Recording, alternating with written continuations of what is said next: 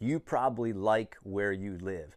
You might even love it, but I'm sure there are some things that are on a list of things that are not your favorites. And I like where I live right now in the Hill City, Lynchburg VA, but I do have a list of cons if you're living in the Lynchburg, Virginia area.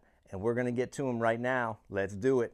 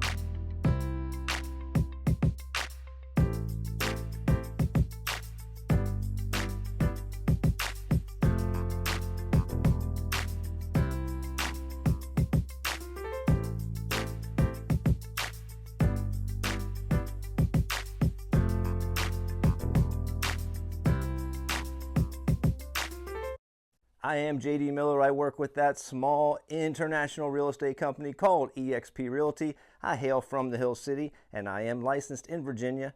If you'd like to talk to me about moving to, in, or around the Lynchburg, Virginia area, all you need to do is call that number, text that number, send me an email. I would love to talk to you. I talk to people every single day who are moving to or around the Lynchburg, Virginia area, and it is great. One of the greatest joys of helping people is getting to meet really neat people. So I would love it if you want to reach out and talk to me. We can talk anytime. Of course, if you would like to, you can gently touch, tap, or click that subscribe, like, or notification bell, and you'll get notified every time we make a new video about living, working, or playing in Lynchburg, VA. The first one on the list of cons for Lynchburg, Virginia is this. It's not a big city. It's not big city life. Now that might be good for you depending on what you're looking for, but if you're looking for the tall skyscrapers and the endless sidewalks as far as the eye can see, this may not be the place for you. It's about 50 square miles and close to 84,000 people population in Lynchburg City proper. And then of course we have the surrounding counties that get more rural and more spread out, but it's not big city life. So we don't have late night shows. We don't have bars and clubs that are open into the wee hours of the morning. We don't have a lot of different entertainment venues throughout the evening. You have Netflix, Hulu, Peacock, because The Office is on Peacock now, and of course YouTube TV, but you do have other things as well. The universities that are close by do have athletics and different shows and things like that, but it's not big city life. So if you're looking for big city, you probably don't want Lynchburg, Virginia. We do have one mall. That's the River Ridge Mall, one indoor shopping center. And I will tell you, we have traveled here for the past 7, 8 years, 9 years, coming to see our son who was in school, and the mall has drastically changed. Although there's only one, it has gone through some renovation and upgrades, and it is kind of coming to life. Back in the day, it wasn't a place that you really wanted to go hang out. At least I didn't. It was outdated. It always felt safe. Didn't feel like there was a safety issue of any kind, but it still wasn't like, hey, let's go do some laps and walk around the mall and check out the stores. Wasn't that fun. But now they are upgrading. They have about 55 vendors. That's retail and food and things like that. They have Dick's Sporting Goods store just moved in as the anchor. They were a different location in Lynchburg and they moved over to the mall. So it is pretty nice right now and they're working on it. It's getting better and better, but there is only one. And inside of our one mall is our one movie theater that features new release movies. Now where I used to live, you could drive 45 minutes and probably hit about 4 or 5 different indoor malls. And you could probably hit just as many movie theaters that featured new release movies. Here, you have that one mall, River Ridge, and you have the one movie theater. And if you want something beyond that, as far as a mall or a movie theater for new releases, you're gonna drive to Roanoke about an hour, or you're gonna drive to Charlottesville about an hour and a half. The movie theater is nice, it's clean, it has the big comfy seats, so there's no complaints there. But if you're looking for a bunch of variety real close to where you are, Lynchburg, Virginia doesn't have a whole bunch of different movie theaters and a whole bunch of different malls. Keeping with the theme of one, we have one small airport. the Lynchburg Airport. That airport has regional flights to Charlotte, and from Charlotte, you can get anywhere, so it's not that bad. But as far as a big airport with lots of options, direct flights, not going to happen here in Lynchburg, VA. The nice thing about the airport, because it's small, parking, you can park right next to the door, and you can park there and drop people off or pick people up, and the first 30 minutes are free. I've done this recently, taken someone to the airport, parked, walked in, sat with them for a little while they're waiting to get through security or get a check-in, and then go back to my car and I'm out. Free, no payment, easy, right by the door, in and out. That's a good thing. And the airport is right next to 3 major highways as far as US 29, US 501, and US 460. Now I did say US 501, 460, and 29, not interstate. And that's my next con. There are no direct feed interstates into the Hill City. If you want to jump on an interstate, the closest one is 81, and you're going to drive west towards Roanoke. You can go all the way to Roanoke, or you can cut off and hit some back roads and eventually get on 81, but it's about an hour drive. If you want to go north towards Charlottesville, that's about an hour and a half for you to hit Interstate 64. And if you travel east, then you're going to head towards Richmond or south of Richmond, but either way, it's going to take you about 2 hours to get to Interstate 85 or 95. This was a new thing for me too. Where we used to live in Pennsylvania, I was 10 minutes from Interstate 81. I was about 15 minutes from the Pennsylvania Turnpike.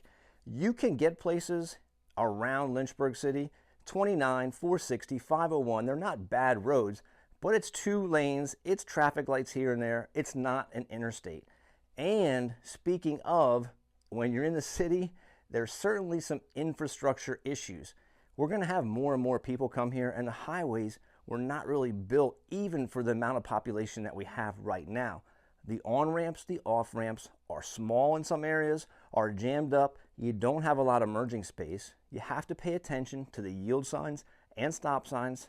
Yes, there's an occasional stop sign as you're getting onto the highway. So you need to pay attention to those, be patient, and use that little turn signal. Tell people what you're doing. Communicate. Be patient. Communicate. You'll get there. You can get there safely. You just have to take your time a little bit. Down on Wards Road, right next to Liberty University and Central Virginia Community College, is Wards Road. Lots of shopping, lots of restaurants. Your Best Buy, your Target, your Walmart, your Costco. Again, a bunch of different stores and restaurants, a Chick-fil-A, a Sheetz, but it gets busy. The video you see here, nothing like it is during busy times. Busy times, it gets backed up, and you really need to be patient. Oh, and there's a cookout. After football games, basketball games, big events, it is busy. You can barely get in the parking lot sometimes, and then you got to work your way around to maneuver and get out safely. I almost hit a couple things in there before. Have not hit anything, but it gets busy and backed up. So you have to be patient, and it is worth it to be patient for some good cookout food. Here's another one. There is no beach. You can have beautiful sunsets from the mountains, but you're not going to have a beautiful sunset at the beach. There's no beach really close. Again, where I used to live, we would go for a day trip sometimes, 2.5 hours, 3 hours max, and we'd be at our beach, Ocean City, New Jersey. We could spend the day, turn around, and drive home. Here, it's going to be kind of tough to get a beach day, one day, out and back from the Hill City. If you're going to Virginia Beach, you're looking at a 4-hour drive. If you're going to Myrtle Beach, South Carolina, you're looking at a 5-hour drive. And if you're going to Nags Head in North Carolina, you're looking at a 5-hour drive. If you're looking for a place at the beach, definitely not for you. If you're looking for a place close to the beach, probably not for you. You're not going to get a good, quick day trip to the beach and back. It's going to take you a little time, maybe an overnighter. That would work okay. And you could drive all day and all night if you want and be at the beach for a short amount of time, but it's probably not a great hub as far as going to the beach on a day trip. And how about the weather?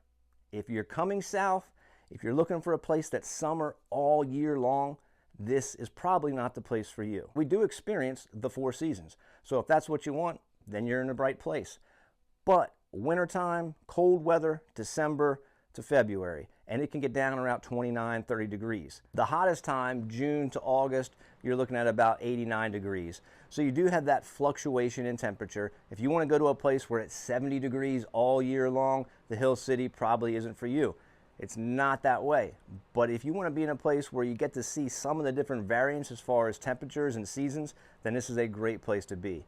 Now here's the thing, if you're coming from outside of the South, I'll say, if you're coming from somewhere where you experience winter, you get some heavy snow, you get some ice, freezing rain, things like that, and you come here, you might have a tendency to think, man, these people shut things down pretty early. The thing is, it's the Hill City, and you have the Blue Ridge Mountains right to your west, and the different elevation changes can wreak a little bit of havoc on what's going on weather-wise and on the highways. So although you might be used to inches and inches and inches of snow and freezing rain on a regular basis, here a little bit of precipitation can shut things down for a day or two, because again, people are moving from all over. They're moving from the mountains, they're moving in and out of elevated areas, and it can be dangerous. So what you might be used to as something that you just deal with and get through with and everything stays open, here during those times, things are going to shut down for a day or two. It's like everywhere else. Everyone's going to make the run for the bread and the milk, but things are a little different as far as how much weather they get and how much weather it takes to kind of slow things down or shut things down for a day or two. And we've come to the IT section of my cons list for living in Lynchburg, Virginia. Internet, cell phone coverage. Those two things. Cell phone coverage, I don't really think it matters who you have. You're going to experience some trouble as you drive in and around the Blue Ridge Mountains. You're going to drop a call. What I normally do, if I'm on the phone call with someone, if I'm talking to a client and we just connected and I'm out driving, I will tell them almost immediately, hey, I am driving, hands-free of course, in the holder. I am driving and I'm in the mountains and we may lose connection. If we do, let me make sure I have a good number that I can call you back at, and I'll call you as soon as I get reception. So if it's an important call, you might want to pull over somewhere, because if you have reception now, you're not guaranteed to have it 5 minutes from now. If you're looking at moving to a certain place, it may be better if you have Verizon or AT&T or whatever carrier. So you may need to look at changing a carrier if one carrier is stronger in a particular area than another. As far as internet goes, the place we live right now, I have one option for internet.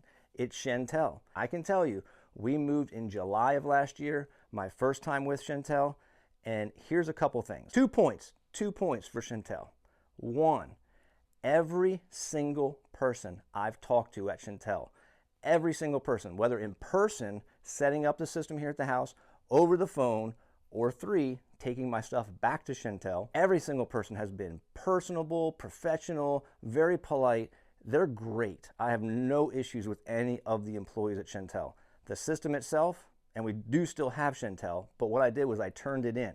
The system itself, it dropped every single day. No exaggeration. Every single day, my internet dropped. Sometimes for a minute, sometimes for 5 minutes, sometimes for 10 minutes. Sometimes it would pop back on. Sometimes I'd have to go and unplug the router and modem, plug it back in. And here's the thing.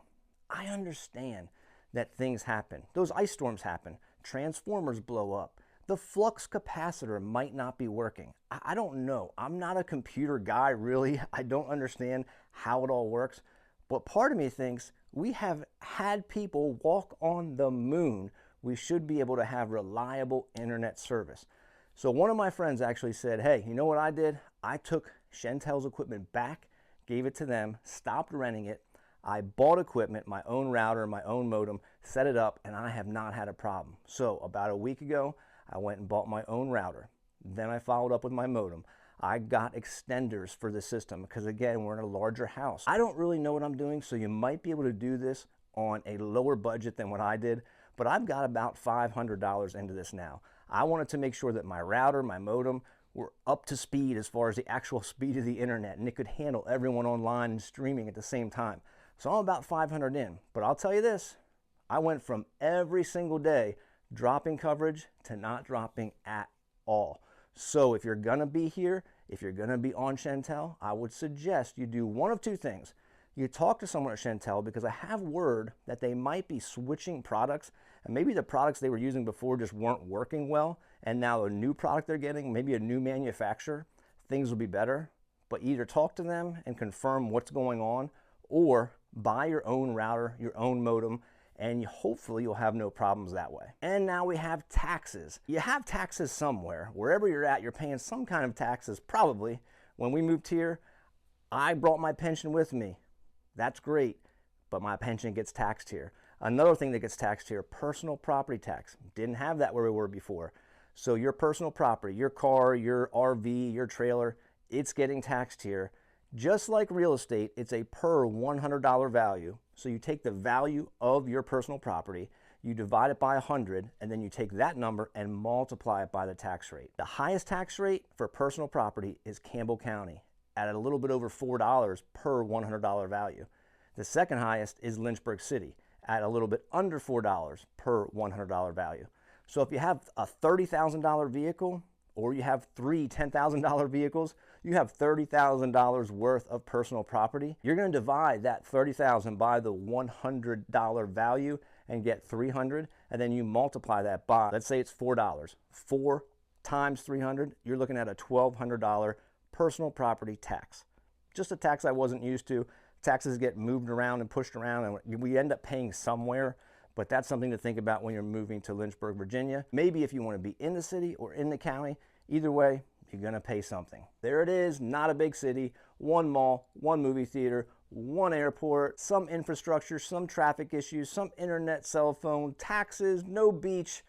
Those are my cons. If you're still thinking about moving to Lynchburg, Virginia, go ahead and give me a call, send me a text, shoot me an email. I'd love to connect with you. And again, if you'd like to, go ahead and tap the subscribe, the like, the notification bell, and you'll get notified whenever we put a video out about living, working, and playing in the Lynchburg VA area. Until next time, see ya.